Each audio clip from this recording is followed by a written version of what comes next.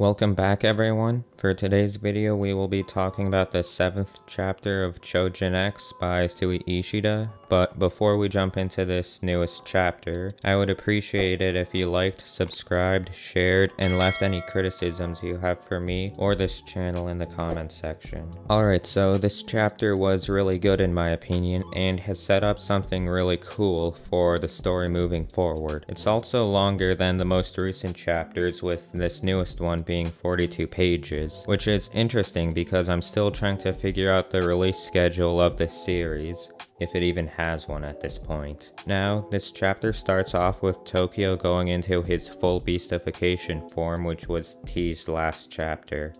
I have to say that this beastification form of Tokio looks really cool. It's very sleek and just looks badass with the cape or torn shirt acting as one, whichever one it is. After Tokio transforms, he charges and kicks the beastified Nari, knocking her over. He then starts commenting how he is shocked and that he did it, and that he feels so light. He then charges at Nari again and punches her, which results with him breaking his arm. Ellie then tries to attack her, but Nari swings her tail at her. Luckily, Tokio rescues her before Nari hits her. With Ellie on his back, Tokio then starts running away, as Ellie is saying they should go back and fight her. Ellie then states that since Tokio's arm is broken, Nari will catch up to them either way, so Tokio agrees to fight her. Ellie then says that Nari's scales are too hard, which makes Tokio think about where her scales are the softest. Tokio then comes up with a plan to broil her from the inside out. Nari then starts attacking Tokio as he dodges each attack. He eventually ends up in her mouth to hold it open so Ellie can shoot her smoke inside her. Then Tokio's transformation comes undone and Ellie can't produce enough smoke. As Tokio is about to be killed, a giant sword appears and pierces the beastified Nari's head. The person who summoned the sword then uses an ability called Duplicate, which duplicates more swords throughout Nari's body.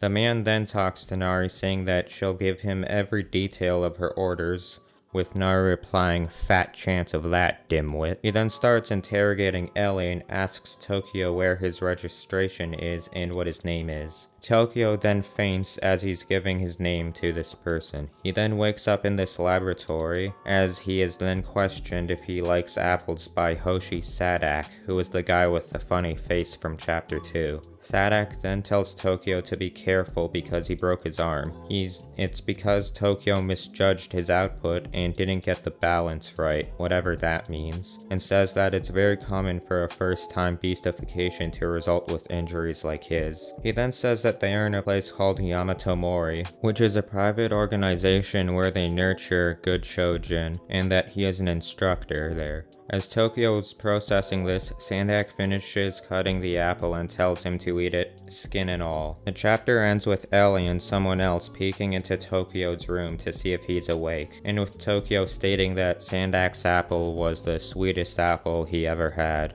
With that being said, I have to say that this chapter was very good compared to the recent ones. We learned a bunch of new things in this chapter, and I can't wait to see more of the Yamato Mori organization, because it seems that this is where the main plotline will start. I also now wonder what makes a good Choujin, in quotes. Is a good Choujin one that is registered, or is it something different, or am I just overthinking it? As always, peace out, and I'll see you in the next one.